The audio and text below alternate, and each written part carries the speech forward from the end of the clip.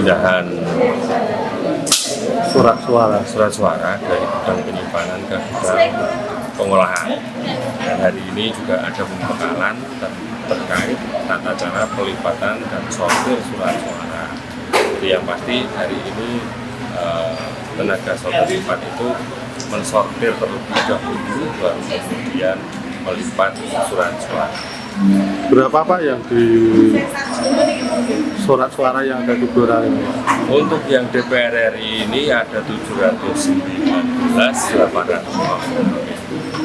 Nah, untuk proses hari ini kita mencoba masing-masing kelompok dengan 1.000 surat suara terlebih dahulu.